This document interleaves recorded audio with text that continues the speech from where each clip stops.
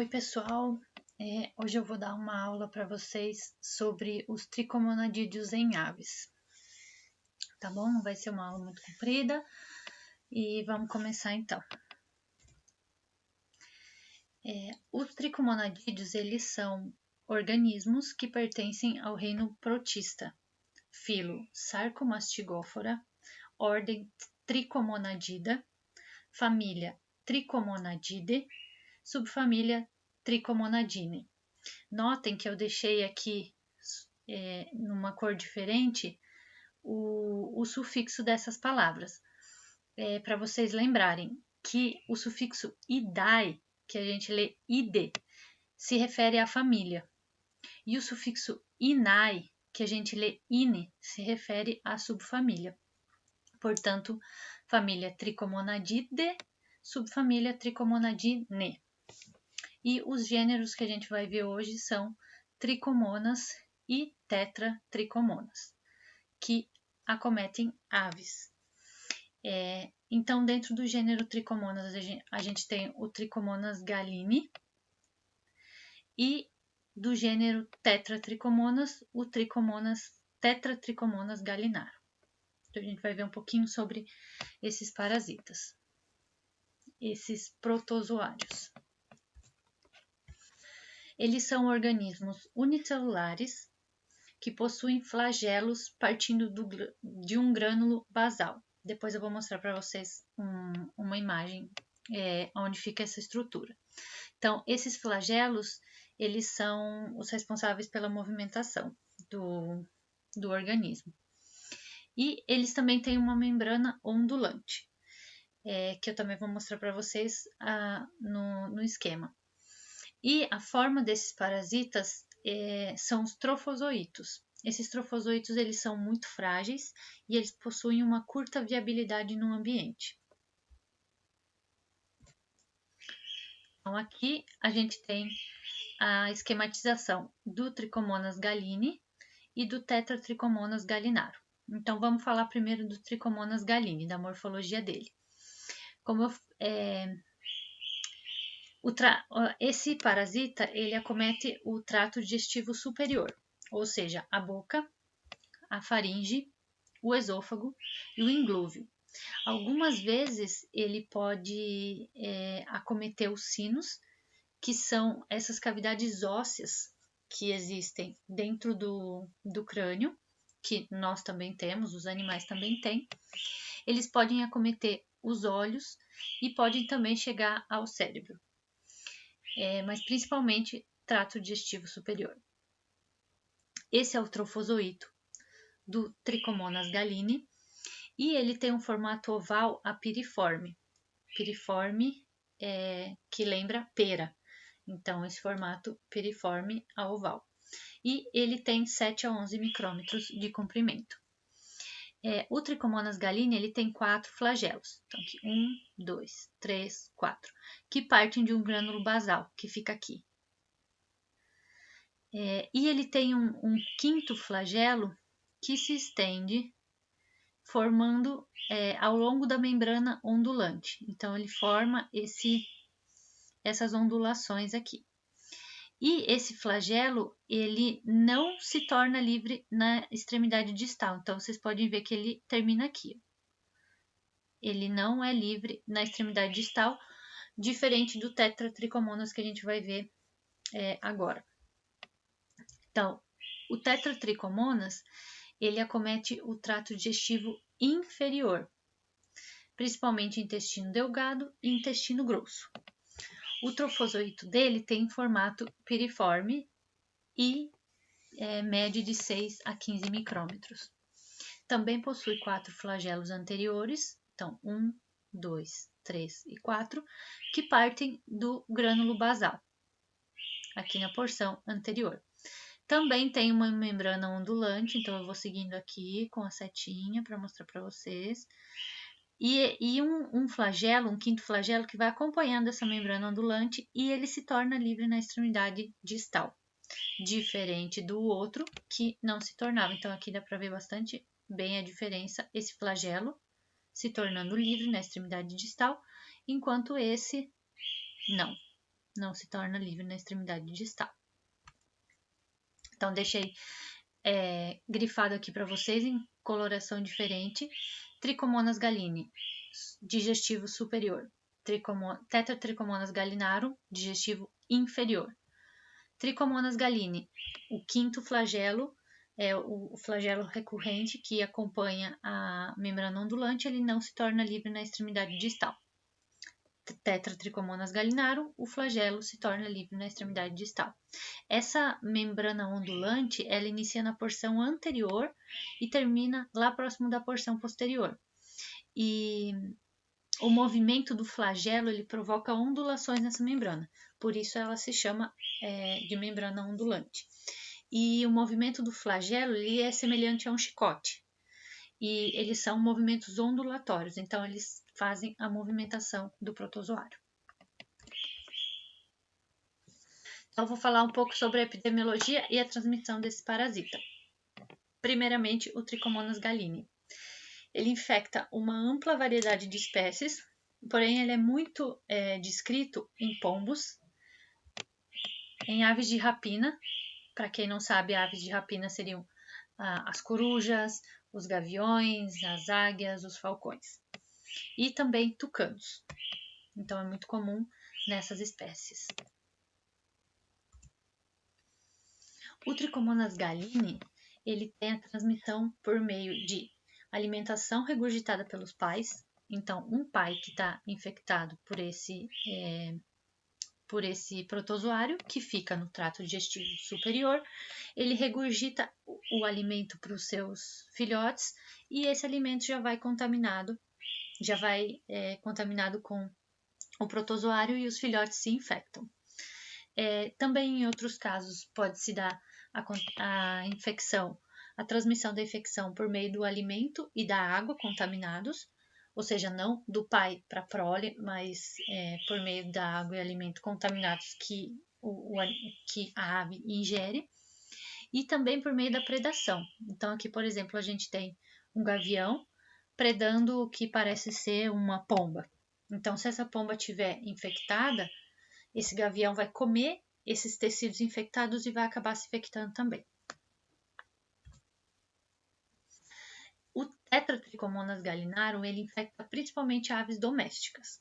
Então, galinha da Angola, para quem não conhece, essa aqui é a galinha da Angola, perus, patos e gansos. Então, principalmente aves domésticas. E a transmissão também se dá por meio de alimento e de água contaminados. Então, o ambiente, a água, o alimento está contaminado, esses animais vão se alimentar desse alimento, dessa água, e vão se contaminar. E após apenas 2 dias de infecção, já começa a eliminação de formas infectantes do parasita, que acontece por meio do trato digestório, nas fezes, porque o Tetratrichomonas gallinarum, ele infecta o sistema digestório posterior, intestino delgado e grosso. Ok? Com relação à patogenicidade, o Trichomonas gallini, mais uma vez para reforçar, trato digestivo superior, boca, faringe, esôfago e inglúvio, podendo acometer os sinos, os olhos e também o cérebro. Ele raramente é encontrado após o proventrículo. O proventrículo, ele é o primeiro compartimento gástrico nas aves, ele é o estômago químico da ave, onde ficam as glândulas que produzem as substâncias que vão fazer a digestão do alimento. Então, a ave tem o proventrículo e depois tem o ventrículo ou moela. E na moela é o estômago mecânico das aves. Então, proventrículo, estômago químico. E esse parasita Trichomonas gallini, ele raramente é encontrado após o proventrículo, só no trato digestório superior.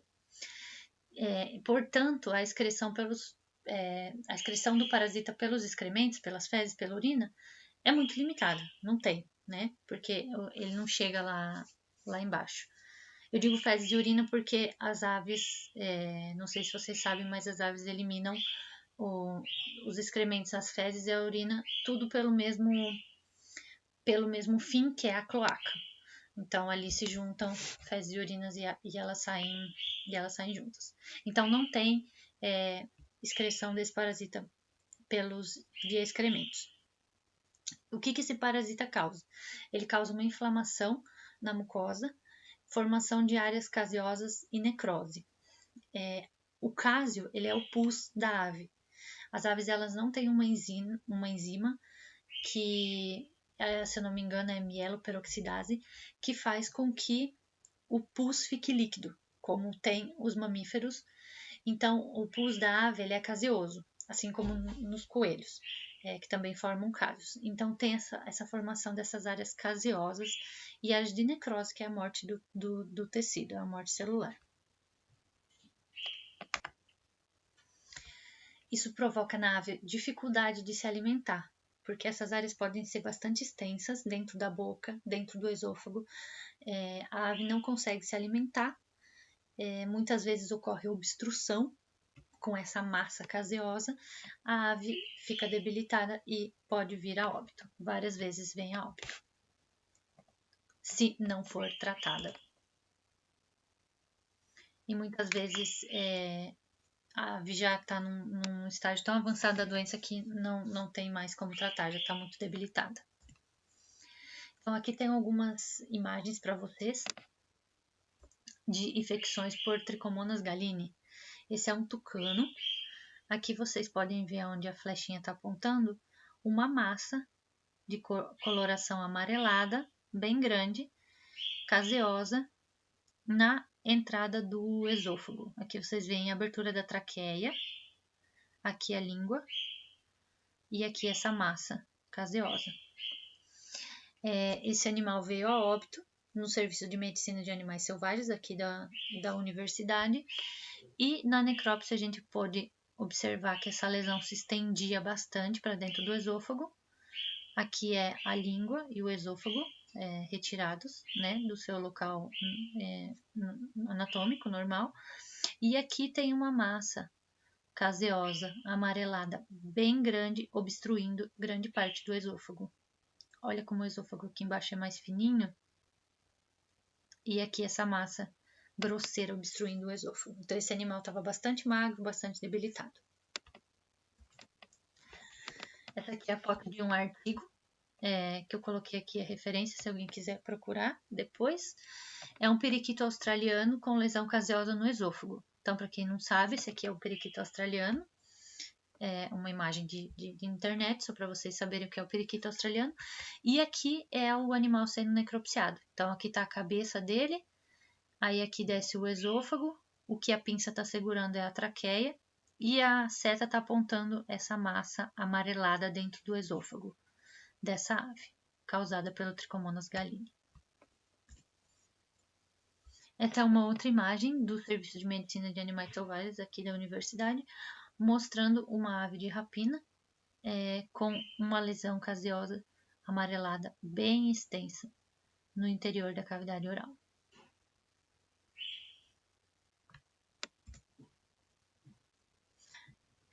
Essa também é uma foto daqui do Serviço de Medicina de Animais Selvagens, mostrando uma pomba. O esôfago está aberto aqui e mostrando diversas áreas caseosas. Todos esses pontos amarelados são áreas caseosas provocadas, são lesões provocadas pelo parasita.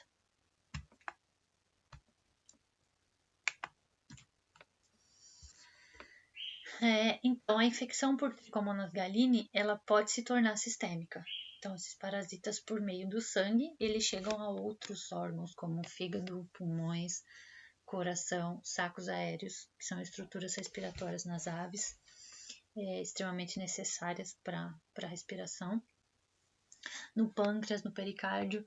Então, esse parasita pode se espalhar por outros órgãos e causar diversas lesões nesses órgãos, assim como a morte da ave. Com relação ao Tetratrichomonas gallinarum, mais uma vez grifando aqui que ele fica no trato digestivo inferior, intestino delgado e grosso, das aves domésticas, galinha, galinha da Angola, pato, peru. frequentemente ocorre co-infecção com Stomonas meleagrides, e ele causa lesões no fígado e no seco, causa a perda das microvilosidades do intestino e, consequentemente, redução da absorção dos nutrientes. Então, as microvilosidades da mucosa intestinal, elas são como dedos, para aumentar a superfície de contato, para ter mais absorção de nutrientes. Então, se o intestino perde essas microvilosidades, ele não consegue mais ter contato com o bolo fecal, com os nutrientes que estão passando ali dentro do intestino. Então, ocorre redução na absorção dos nutrientes, consequentemente, o animal vai ficar mais magro, vai ter queda na produção, vai ter queda na postura, o conteúdo do seco vai ficar mais líquido, amarelado e espumoso, pode ter formação de pápulas na mucosa cecal. Então, cecal referente ao seco, que é uma das partes do intestino grosso. Então, essas pápulas, elas são como pequenas elevações, como formações elevadas no tecido, como se fossem pequenos carocinhos. Então, isso também altera a passagem do alimento. E esse parasita também pode causar uma enterite necrótica. O que é uma enterite necrótica? Uma inflamação da mucosa intestinal e a morte das células dos enterócitos. Então, essa morte das células a gente chama necrose. Então, inflamação e morte dos enterócitos. Aqui tem algumas imagens das lesões causadas pelo Tetratrichomonas gallinarum. Essa é uma imagem de artigo também. Está aqui a referência para vocês, se vocês quiserem procurar depois. O intestino de uma galinha com diversas lesões granulomatosas no mesentério e no seco. Então, esse aqui é o intestino. O mesentério é esse tecido que liga o intestino, o tecido que fica entre as alças intestinais. Então, aqui eu coloquei a seta para indicar um local onde tem lesão, mas vocês podem observar que é no mesentério todinho. Tem diversas lesões granulomatosas. E esse aqui é um fragmento do intestino dessa ave, aberto longitudinalmente. Aqui as setas estão apontando onde tem as lesões granulomatosas. Esse aqui é um fígado de um desses animais também, dessas aves, da foto anterior, mostrando diversas lesões granulomatosas também. Todos esses pontos amarelados aqui no fígado são granulomas, provocados pelo Tetratrichomonas gallinarum. Então, com relação ao diagnóstico, a gente pode fazer o diagnóstico no animal vivo e o diagnóstico no animal morto. No animal vivo, ele pode ser feito através de suaves da cavidade oral, no caso do Trichomonas gallinae, e da cloaca, no caso do Tetratrichomonas gallinarum, de acordo com onde fica o parasita. E você pode fazer esse suave, passar numa lâmina dessas de microscopia e olhar no microscópio. Coloca uma lamínula em cima, uma gotinha d'água entre a lâmina e a lamínula e consegue ver os protozoários se movendo. Se esse esfregaço se você observar o esfregaço logo após a confecção, você consegue observar esses parasitas se movendo, se eles estiverem ali no esfregaço.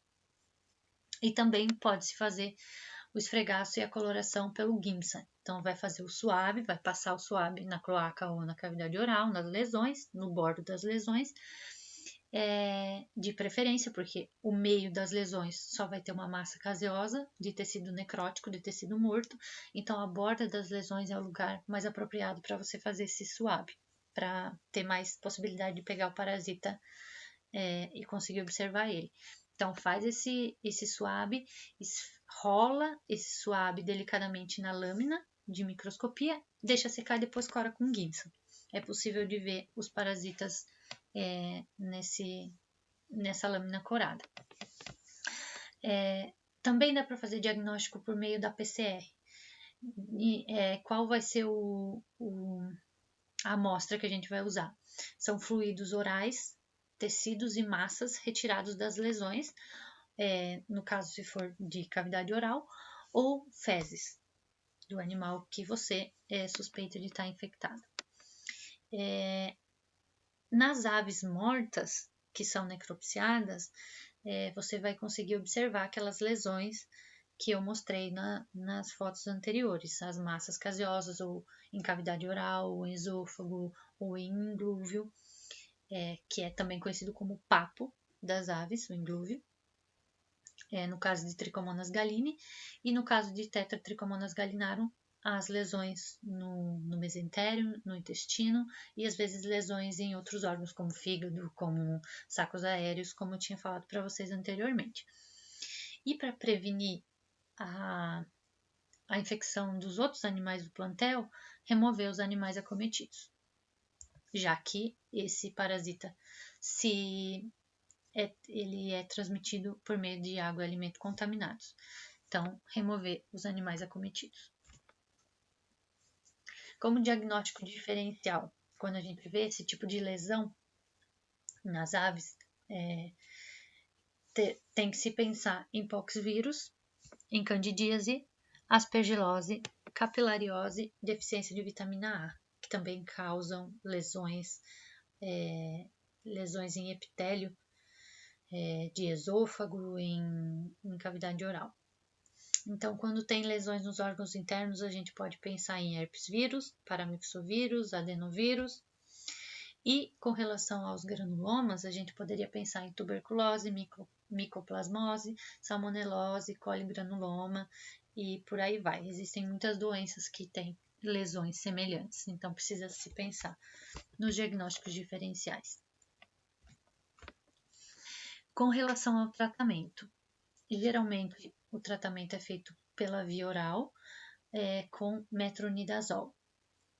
Deve-se tomar muito cuidado quando se coloca medicação na água ou na ração, porque pode ocorrer ingestão dessa medicação em concentrações subótimas, ou seja, você põe a medicação lá na água, mas nada garante que aquela ave vai beber aquela água com a medicação. Então, e a gente sabe que quando a gente dá uma medicação numa concentração subótima, você não elimina toda a infecção, todo o parasita, toda a bactéria, o protozoário, o que seja. Então, você precisa de uma determinada dose para que se elimine toda a população desse parasita. Senão, você vai eliminando o parasita, eliminando os mais fracos, e o parasita vai criando resistência. E essas drogas podem deixar de funcionar devido a essa resistência que os parasitas criaram. Ok? Espero que vocês tenham entendido tudo que eu falei. Se vocês tiverem alguma dúvida, podem me mandar um e-mail ou perguntar para a professora Inalda. Bons estudos para vocês e até mais!